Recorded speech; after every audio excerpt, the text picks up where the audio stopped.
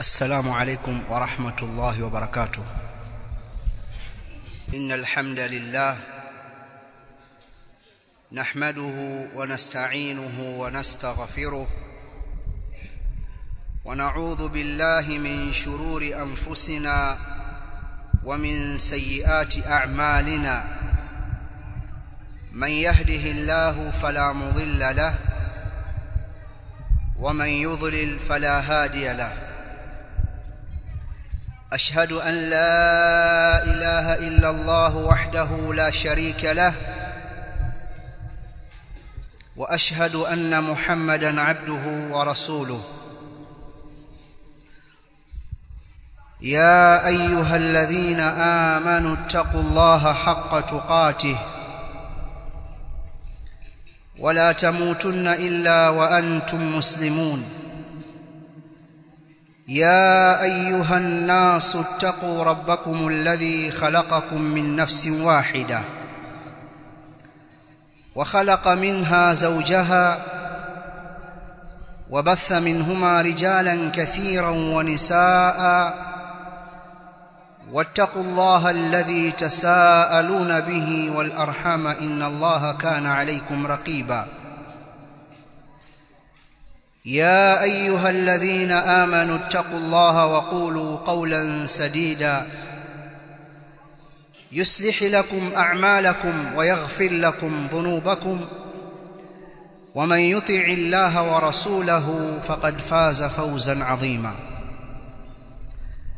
أما بعد فإن أصدق الحديث كتاب الله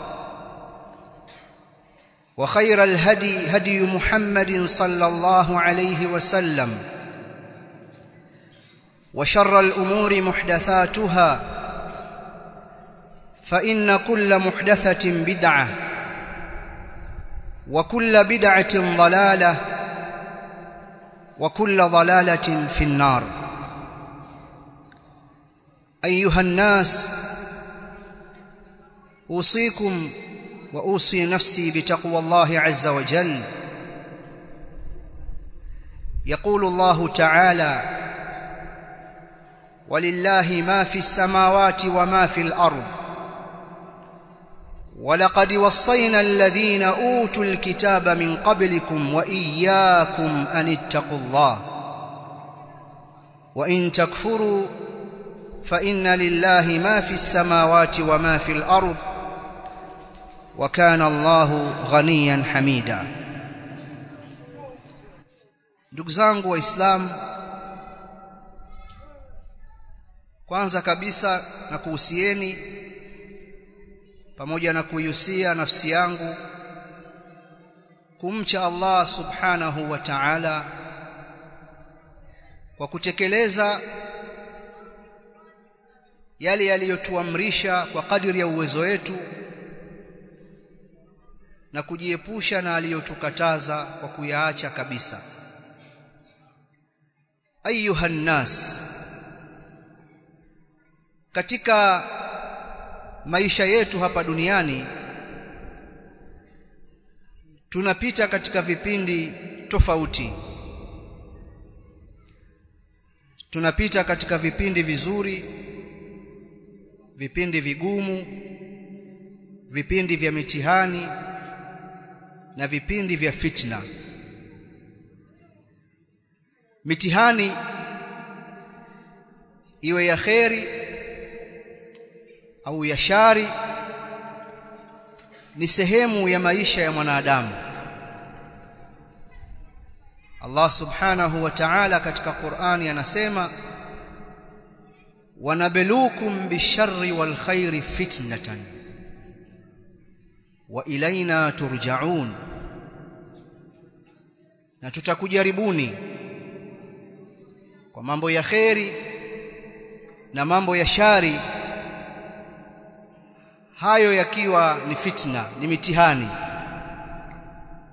na kwetu sisi mtarejea. Jambo muhimu ni kuangalia miongozo ya dini wakati wa mitihani, misukosuko au fitna, kwa sababu katika vitu hatari sana vinavyoweza kuharibu mustakbali wa mtu au watu, vinavyoweza kuharibu maisha ya mtu au watu, ni fitna. Na akili zetu pekee hazitoshi kutuvusha katika kipindi cha fitna. Kwa nini? Kwa sababu ndani ya fitna kuna mambo ambayo sisi hatuyaoni, na hapo ndipo muongozo wa dini unapochukua nafasi yake. Na makusudio yangu ni hali tulionayo katika nchi yetu katika kipindi hiki, hali inayofahamika kwa kila mtu, hali iliyotufanya tuzungumze hutuba nyingi huko nyuma tukisisitiza amani na utulivu, tukazitaja aya za Qur'ani, tukazitaja hadithi za Mtume Muhammad sallallahu alayhi wasallam.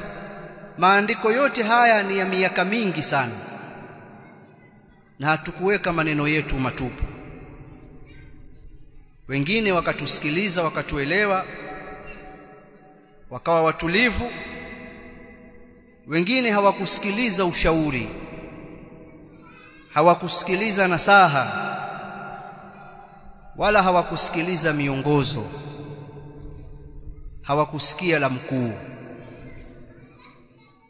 wakachochewa kama walinunuliwa sifahamu, wakafanya walioyafanya. Athari yake tuliiona sote katika maeneo yaliyopata athari. Kwa siku chache tu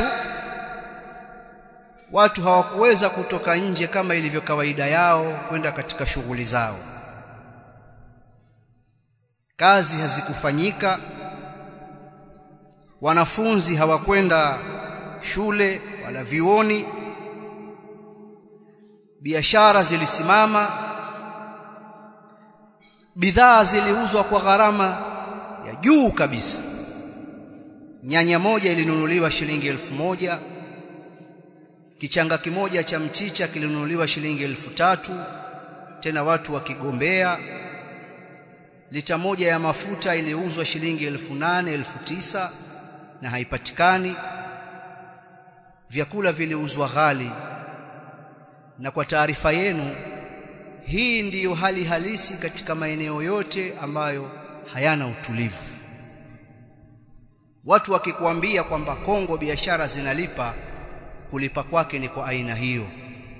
Kipeleka fuso yako ya nyanya na ukabahatika kuipeleka kwa sababu mko wachache wapelekaji, ukaamua ujitoe muhanga, ukafanikiwa, basi biashara inalipa sana. Kulipa kwake ni huku, na hii ni kwa maeneo yote.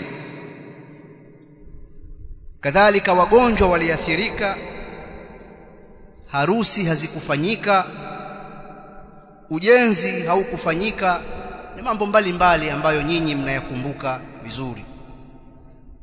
Sote sisi tulihemewa, ikawa tunataka kurudi katika maisha yetu ya kawaida. Tukawa tunatamani tuweze kuchati na kuwasiliana na jamaa na kuona hiki na kile, neema ambayo kwa muda mfupi ilikuwa imeondoka. Alhamdulillah, kwa fadhila za Allah subhanahu wa ta'ala tukarudi katika hali hiyo. Muda mfupi tuna wala hatujasahau, tayari zimeanza chokochoko nyingine za kutaka kuturudisha kule tusipopatamani.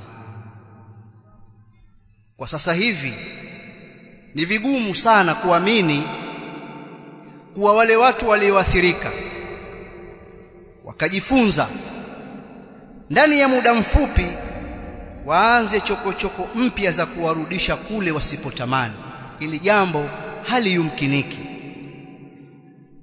Sasa ukituliza akili ukafuatilia kwa umakini, utagundua kuwa chokochoko hizi hazitoki kwa wale walioathirika au wale watakaoathirika, bali chokochoko hizi zinatoka sehemu nyingine. Ukiendelea tena kutafakari, ukafuatilia kwa umakini, utagundua kuwa zinatoka katika mirengo miwili, mrengo wa kisiasa na mrengo wa kidini. Na ukizama ndani tena zaidi utagundua kuwa mrengo wa kidini ndiyo umechukua nafasi kubwa katika hili jambo ambalo liko mbele yetu. Na kama ilivyo kawaida katika jamii, unapotokea mpasuko, kuna watu hukimbilia kwenda kuuziba mpasuko ule kwa sababu ya maslahi wanayoyataka kwa watu. Kadhalika kuna wengine wanatumia fursa hiyo hiyo katika kuendeleza mpasuko huo kwa maslahi yao na si maslahi yenu tena, si zile hoja zenu mlizokuwa mkiziweka mezani mkazizungumza. Kwa hiyo hoja na interest zinaongezeka pale ambapo tayari katika jamii kuna mpasuko, fitna inaongezeka. Nyinyi mnabaki na hoja zenu kwamba sisi hatukupata fursa ya kisiasa, ima ya kuchagua au kuchaguliwa, au sisi hatumtaki kiongozi huyu kwa sababu ni Muislamu na kuna maslahi fulani hayazingatii. Wenzenu wanakuja na la kwao na ya kwao. Kwa hiyo kuna mambo mengi katika jambo hili. Qur'ani tukufu, hiki kitabu chetu, ni mwongozo usio na mfano. Kama mtu atakisoma kitabu hiki kwa mazingatio na akayasoma matukio kwa mafunzo, ni mwongozo mzuri sana. Katika kitu nataka kuwatajia leo, kama kutilia mkazo haya niliyomaliza kuyazungumza hapo juu, ziko aya katika suratu Tauba, Allah subhanahu wa ta'ala akielezea tukio la vita vya Tabuk, akawaelezea wanafiki, akawakashifu katika sura zilizowaweka wazi wanafiki kwa kiwango cha hali ya juu. Basi miongoni mwa hizo ni suratu Tauba. Sasa kuna kundi halikutoka kwenda vitani kushiriki pamoja na Mtume Muhammad sallallahu alayhi wasallam. Kuna walikuwa na udhuru wa ukweli kabisa ambao ni waumini thabit, na kuna wengine walikuwa ni waumini hawakuwa na udhuru, na kuna wengine hawakuwa waumini wala hawakuwa na udhuru, lakini wako pamoja na jamii ya Waislamu. Wakaondoka watu wao, wakabaki. Kuna miongoni mwa Waislamu wasiojua hali yao, jambo lile likawa limewasikitisha, kwamba tungelishiriki pamoja nao tukawa wengi. Hawajui kinachoendelea. Allah subhanahu wa ta'ala akazitaja aya akikashifu, akiliweka wazi jambo lao. Walau aradu al-khuruja la a'addu lahu 'udda walakin kariha Allahum bi'athahum fathabbatahum wa qila qu'udu ma'al qa'idin law kharaju fikum ma zadukum illa khabala wala awda'u khilalakum yabghunakumul fitna wa fikum sama'una lahum wallahu alimun bidh-dhalimin. Allah anasema walau aradu al-khuruja, na lau hao wanafiki wangelitaka kutoka pamoja nanyi kwenda katika jihad, la a'addu lahu 'udda, wengeliandaa kwa ajili ya huko kutoka, wengefanya maandalizi. Walakin kariha Allahum bi'athahum, lakini Allah amechukia kutoka kwao, hakutaka watoke. Fathabbatahum, akawatia uzito. Waqila qu'udu ma'al qa'idin, na pakasemwa kaeni pamoja na wanaokaa. lau kharaju fikum, lau wangelitoka pamoja nanyi, ma zadukum illa khabala, wasingelikuzidishieni nyinyi isipokuwa machafuko, wala awda'u khilalakum yabghunakumul fitna, na wengelitangatanga baina yenu huku na huku, wengelitumia mianya na mipasuko mlionayo, yabghunakumul fitna, wakitaka kuwatilia fitna, wafikum, na wako miongoni mwenu, sama'una lahum, wanaowasikiliza wao, wallahu alimun bidhalimin, na Allah ni mjuzi mno kwa madhalim. Allah hakutaka watoke. Kwa hiyo msije mkaona kwamba kundi limepungua. Wengelitoka wasengeliwazidishia hao isipokuwa machafuko, na wengelitumia mianya na mipasuko, wengelihangaika baina yenu huku na huku. Lengo lao si jingine, ni kutafuta fitna na kuwapasua. Allah anawajua madhalim, na wako miongoni mwenu wanawasikiliza. Hawajui hali yao na shani yao, wanaona kama ni watu wa maana sana, wanawasikiliza wao. Linaweza likasemwa jambo la kuchafua, lakini kwa kuwa wamelisema wao na wako miongoni mwenu wanawadhania kheri, likawapasua. Waacheni wakae, kukaa kwao ni kheri. Wakati mwingine katika mambo kama haya kunaingia wanaoingia kwa lengo la kuendeleza ule mpasuko na kuleta kuchochea na kutumia ile mianya ambayo ipo kuongeza fitna na kuzidisha uovu katika hiyo jamii. Sasa ni dhahiri kuwa kuna watu wanachochea jambo la kuleta machafuko katika nchi hii kwa nguvu kubwa, si kificho tena, bali kwa fedha na mipango kabambe. Wametumia mwanya na chokochoko tulizozianza wenyewe.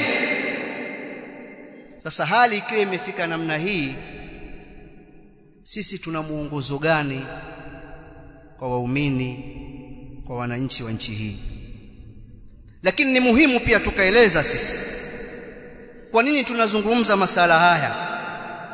Je, tunazidandia ajenda za wanasiasa? Tunajibishana kwa ajili ya faida fulani ya kundi la siasa dhidi ya kundi jingine? Nyinyi mnafahamu kuwa sisi na manhaji yetu hatudandii ajenda za siasa tukajiingiza katika malumbano kwa maslahi ya kundi moja dhidi ya kundi jingine.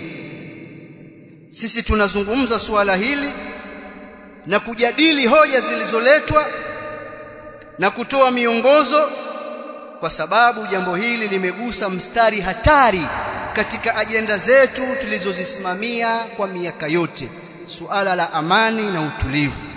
Amani na utulivu ambao ndio kitu tumekisema, tumeandika, tumefundisha, tumesisitiza juu ya kulinda amani na utulivu.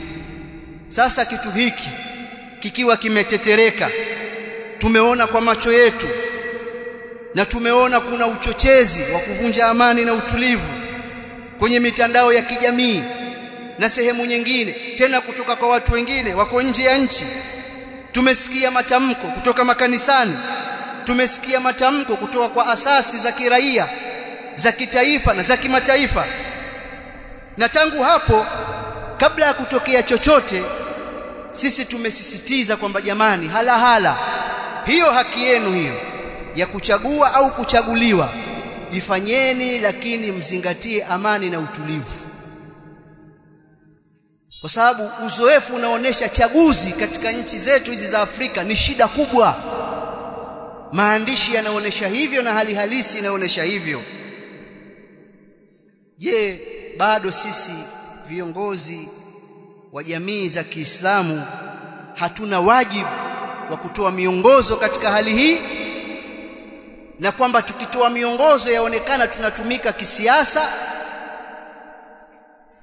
kwamba kunachezwa game ya kutaka kutetea mamlaka na serikali, kwa sababu waislamu ndivyo walivyo, wanaingizwa. Sisi waislamu ni watu tuna utambuzi mkubwa wa mambo yanavyoendelea katika nchi hii na duniani kwa ujumla. Twayajua mambo ya siasa yamezungumzwa mara ngapi huko, hoja zao zimezungumzwa mara ngapi, sisi hatukujua kuzijadili hapa au kutetea. Lakini linapoingia jambo ambalo lina maslahi ya watu, na sisi tuko wengi katika nchi hii, lazima tutoe miongozo. Sasa miongozo yetu katika wakati wa sasa itajikita katika kuacha malumbano, kuacha uchochezi, kuacha kuipasua jamii, na kila mtu achukue nafasi yake katika kulinda amani na utulivu, kwa sababu jamaa wameshapenya, wanataka kuivuruga hii nchi. Zile hoja za madai ya haki, kwa hakika tumeziona si hoja za msingi, ni maneno matamu yaliyotumika kwa makusudio maovu. Lakini ukiviangalia viashiria vya haki katika jamii baina ya wakati wa sasa na uliopita, pamoja na mapungufu yaliyopo sasa, lakini watu wote wanaona kwamba sasa kuna nafuu kidogo kuliko wakati uliopita. Angalia uhuru wa watu, angalia watendaji serikalini, angalia vyombo vya habari, angalia huo utekaji unaosemwa, angalia kuna nafuu. Sasa hatusemi kwa mambo yote ni sawa, isipokuwa nchi za Kiafrika kitu rahisi sana kukipenyeza na ili kieleweke ni haki, kwa sababu kweli kuna mapungufu katika utendaji haki katika mamlaka nyingi. Kwa hiyo ukipenyeza hiyo inapenyezeka, na mtu atatajiwa hili, atatajiwa hili, atatajiwa hili, atatajiwa ubadhirifu, atakubali. Sasa hiyo tumeweka pembeni haya. Sasa tumejikita katika kuondoa hali ambayo ipo na kuwasihi watu wawe watulivu, kwa sababu mpasuko tuliousababisha wenyewe umetuletea shida na changamoto. Aqulu ma tasma'un wa billahi tawfiq. Alhamdulillah hamdan kathiran tayyiban mubarakan fihi ملء السماوات والأرض وملء ما بينهما وملء ما شئت من شيء بعد. أهل الثناء والمجد أحق ما قال العبد وكلنا لك عبد. اللهم لا مانع لما أعطيت ولا معطي لما منعت ولا ينفع ذا الجد منك الجد. والصلاة والسلام على أشرف الأنبياء وإمام المرسلين نبينا محمد صلى الله عليه وعلى آله وأصحابه أجمعين. أيها الناس, ndugu zangu waislamu, tuliwahi kusomewa hadithi nyingi za Mtume Muhammad sallallahu alayhi wasallam zinazowataka watu wasiwaasi viongozi wao na kuwashambulia na kutaka kuwaondoa. Mimi siwezi kuzirudia kwa sababu ya wakati tulionao, na nyinyi tulabul ilm wengi wenu hadithi hizo mmezihifadhi. Ikiwemo miongoni mwa hadithi hizo ni pale Mtume aliposema tasma'u wa tuti'u lil amir wa in daraba dhahraka wa akhadha malak, msikilize na umtii kiongozi, usimkhali, usitoke nje ya taa yake hata akikupiga na akichukua mali yako. Mimi nafahamu kuwa nyinyi hamkumfahamu vibaya Mtume Muhammad sallallahu alayhi wasallam, na nafahamu kuwa nyinyi mnafahamu kuwa maswahaba ndio kabisa hawakumfahamu vibaya Mtume Muhammad sallallahu alaihi wasallam. Na maanisha nini? Katika ulimwengu wa siasa za sasa na hizi mbio za demokrasia zilivyo, inaonekana dini zinatumika katika kuwalaza watu wawe watulivu na ili watumiwe na watawala, kwa sababu mapambano hasa ya demokrasia na haya maneno ya demokrasia haya yalipoanza huko Ulaya yalitokana na jambo hili. Walikuwa wakilalamikia kanisa dhidi ya ukandamizaji, ndio yakaanza mapambano mpaka hali ikafika hapa. Kwa hiyo ile fikra ipo. Tukizungumza suala la dini kwamba Mtume amesema hivi, kuna watumiaji wanaona zinatumika dini katika kueleza mambo ya kuwalaza watu. Sasa ndio nawaambia, mimi najua kwamba nyinyi hamkumuelewa vibaya Mtume Muhammad, kwamba eti bwana mtume awaambia watu wasikilize na kutii kwa malengo ya kuwalaza kisiasa, kwa sababu yeye ataka kuendelea kuwatawala zaidi na kuwanyonya. Ndio tafsiri itakayokuja. Nimekataa kwa sababu najua nyinyi mnamfahamu Mtume Muhammad, mnafahamu heshima yake, mnafahamu mafundisho anayoyaleta sio ya kwake bali ni Qur'ani, wama yantiqu anil hawa in huwa illa wahyun yuha. Pamoja na hayo, ukiachilia mbali maandiko na heshima mlionayo kwake ya kwamba sio mtu laghai, maisha yake yaliyoishi yanaonesha kwamba hakuwa ni mtu wa aina hiyo. Mtu aliyetaka kuwadanganya watu na kuwarubuni engelikuwa ni mtu wa kujilimbikizia mali, wa kutaka mamlaka, wa kuitaka dunia, wa kutaka hiki, na mtume hakuwa hivyo. Wamemwandika hivyo Waislamu, na hata wasio Waislamu waadilifu wamemwandika hivyo. Kwa hiyo hatuwezi kumtilia shaka ya aina yoyote kwamba maneno yake yoyote yanayotaka watu wawe na utulivu kwa viongozi, basi anataka kujifeva yeye au familia yake, kwa sababu pia hakusema kwamba baada ya mimi atakuwa mwanangu huyu kiongozi. Hakusema hivyo. Ameishi maisha ambayo yeye mwenyewe akiwa ana kitu ataka kukitoa haraka. Ameishi maisha ya kugawanya mali ya haki na uadilifu uliopindukia mipaka. Haingii katika fikra kwamba eti ana malengo ya kutaka kuwalaza watu. Kama hana malengo ya kutaka kuwalaza watu, maneno haya maana yake ni nini? Maneno haya maana yake ni maslahi kwa watu, kwamba ikitokea kwa alivyofundishwa yeye na ilmu aliyopewa, watu wakataka kuleta machafuko bila ya kufuata vigezo vya kisheria, madhara yatarudi kwao. Wanawavioni wa Kiislamu waliomuelewa vizuri Mtume Muhammad, tangu maswahaba mpaka wanawavioni wa sasa, wameyaeleza hayo. Miongoni mwa hao ni Sheikhul Islam Ibn Taymiyyah, akasema waqalla man kharaja ala imamin dhi sultanin illa kana ma tawallada ala fi'lihi min ash-sharri a'zamu mimma tawallada min al-khair. Na imekuwa mara chache sana kwa mtu aliyemwasi kiongozi akataka kumpindua na kumuondoa madarakani, kiongozi mwenye mamlaka, imekuwa mara chache sana yale yaliyozaliwa katika hicho kitendo chake cha kutaka kumuondoa kiongozi na kumwasi, mara chache sana kuwa kina kheri kitendo chake hiko kuliko shari. Kwa maana yaliyozaliwa kwa kitendo hiki katika shari ni makubwa zaidi kuliko yaliyozaliwa katika kheri. Ukweli uongo mtajijibu nyinyi wenyewe kwa kuangalia hali halisi. Je, ni kweli kwamba kupambana na kutaka kuondoa viongozi kumeleta shari zaidi kuliko kheri? Na nyinyi ni wasomi, na huko mitandaoni kuna wasomi sana huko wenye PhD, wenye degree mbalimbali za mambo mbalimbali huko. Nyie wasomi mnakwenda kwa case study. Tupeni mfano mmoja kwamba kuna sehemu fulani ilifanya vurugu ya kumuondoa kiongozi, ikachoma, ikadhuru, ikaua, ikapambana na vyombo vya dola. Halafu baada ya kuiondoa serikali hiyo, baada ya muda mfupi maisha yakawa mazuri. Baada ya muda mfupi maisha ya wale waandamanaji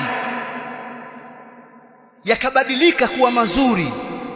Kama mtu alikuwa hana baskeli, baada ya miezi 6 ana baskeli sasa. Kama mtu alikuwa hana bodaboda, sasa ana bodaboda. Mwenye bajaji anazo 2. Kuna mtu alikuwa hana nyumba, kaandamana mpaka serikali ikaanguka. Baada ya mwaka ana kijumba chake cha gorofa bwana. Tupeni hiyo mifano. Sisi twaona watu wakishaingia vurugu, kuna watu wataitwa 2 watatu, watazungumza, kama kuna maslahi, kuna vitu watavipata wao. Wewe ukishakuwa umekula risasi, umepigwa, umedhuru, wewe huna unachokipata tena. wala familia hazipati. Tupeni mifano, si wasomi nyinyi, mna case studies, tupeni kwamba nchi fulani takwimu hizi hali ilikuwa hivi, sasa hivi ilikuwa hivi. Mimi nasema zipigieni mfano nchi zote. Watu hawakuendelea hivyo bwana. Ukisikia Malaysia imeendelea, basi ujue kulikuwa kuna dhamira ya dhati ya kiongozi aliyekaa yeye na wananchi wake, wakajadiliana namna ya kuiendeleza nchi, wakaviruka viunzi na vikwazo vya mataifa kandamizi. Miaka 20 alikaa na kuijenga nchi. Baadaye ndio matunda yakaonekana, yeye na watu wake. Political will, uadilifu na uaminifu na amani na usalama. Hiyo mimi naijua. Ama kwamba kuna waandamanaji baada ya muda sasa kupindua serikali na nchi kuchafuka, wamepata maendeleo mazuri zaidi, hii nitawapa challenge, unitajie nchi gani. Isipokuwa uhalisia tunauona ya hiki alichokieleza Mtume Muhammad sallallahu alayhi wasallam na kufafanuliwa na wanawavioni kama huu niliyomtaja Sheikhul Islam Ibn Taymiyyah, tunaona kinyume chake. Na mkitaka nitaje mifano mimi nitataja, na ninyi wenyewe pia mifano mnayo, nikiwaambia mtaje mtaitaja bila kumeza mate. Taja nchi ambazo zimeathirika na hazikufaidika chochote, mtazitaja: Somalia, Kongo, Libya, Yemen, Sudan, Central Africa na nchi nyingine nitazitaja tu, zinakuja tu kwa wingi. Vyombo vya habari vile vile vilivyoturipotia kuhusu nchi hizi na kuonesha uzuri wa kilichokuwa kinafanyika kule, baada ya muda mfupi tu wanatuletea documentaries za kuonesha njaa katika maeneo haya. Ni mko wapi kwani? Vyombo vya habari vilivyokuwa vikituonesha kuhusu Sudan ni juzi tu hapo, vikaonesha maandamano kuipinga serikali na kutaka kumuondoa kiongozi madarakani, vikatuonesha kwamba angalia mwanamke huyu, kijibinti kidogo hiki kinaongoza maandamano, kijasiri hiki, kina nguvu hiki, kina azma hiki, kibinti hiki, angalia. Wakatuletea ushawishi chungu tele. Sasa hivi mwaka mmoja na nusu, miaka miwili haijaisha, vyombo vya habari hivi vyatuletea documentary, Sudani kuna njaa. Mwangalie huyu kijana aitwa fulani bin fulani, ana miaka 12, kakatika miguu, hasomi, ana njaa, umeme hamna. Sijui nisemeje. Sasa hivi ndio kinachofanyika. Hauonekani uharibifu uliofanywa, havionekani vituo vya mafuta vilivyochomwa, vituo vya mwendokasi vilivyochomwa, maduka yaliyovunjwa na kuibiwa, mabasi yaliyochomwa, watu waliopigwa na kudhuriwa. Vyombo vya habari vyote vyazungumza kwamba waandamanaji wamekuwa wana haki, zimetumika nguvu kubwa katika kuwazuia waandamanaji. Hivi nyinyi mkiangalia maandamano ya vipi hayo ambayo hayana mwelekeo, hayana viongozi ya kuchoma? Sasa waweza ukajiuliza, kwa nini mbona hawazungumzi upande huu? Ndivyo ilivyo hivyo, utie akili. Hawawezi kuzungumza wala kuonesha picha watu wakibeba mitungi ya gesi wanaondoka nayo kwenye maandamano ya kudai haki. Hawawezi kuonesha hicho kitu, mtie akili. Baada ya miaka miwili watakuja kuonesha documentary, watu wana njaa, shule hazina walimu, si kitu gani hivi, kitu gani hivi. Ndivyo walivyo, wanatumia mipasuko. Walau awda'u khilalakum yabghunakumul fitna wa fikum sama'una lahum, na wapo miongoni mwao wanawasikiliza wao, waona watu wa maana, wakaenda kwao wakazungumza, wakapata maelekezo. Ayuha nas, ndugu zangu waislamu, haya maisha tulionayo ni kwa sababu ya amani na utulivu tulionao. Ukaweza kwenda kazini, ukaweza kuendesha bodaboda yako au daladala yako, ukaweza kwenda kulima, ukaenda benki, ukafanya kazi zako, ukatuma status ya kushajihisha maandamano, ni kwa sababu ya amani na utulivu. Nje ya amani na utulivu yote hayafanyiki. Matamko yanayotolewa makali kabisa, yakasifiwa, yametolewa na watu wenye PhD, yana maana sana matamko haya. Nchi inapokuwa amani na utulivu nchi inapokuwa katika oda. Nje ya amani na utulivu, matamko haya hayana maana yoyote. Ni karatasi tulimesomwa, atalisikiliza mtu mmoja wawili, watu washachanganyikiwa. Mali ulizonazo na ardhi ulionayo ina maana pale palipo na amani na utulivu. Na akija mtu akiingia, wamuuliza mbona hapo umeingia? Kwangu hapa. Kuna watu watakuja watamwambia wewe ondoka hapa, sio kwako, kwa huyu. Yote haya yana maana kwa sababu hiyo. Msije mkahadaliwa. Usidhani kuwa kuivuruga nchi hii na kuleta machafuko katika nchi hii ni kumkomoa rais na serikali yake. Kama wadhani hivyo, basi fikra zako ni fikra finyu. Machafuko yoyote itakuwa ni kujikomoa wenyewe. Tutulize akili zetu, tuache uchochezi. Tusiposikia la mkuu, mtamalizia nyinyi Waswahili wanasemaje?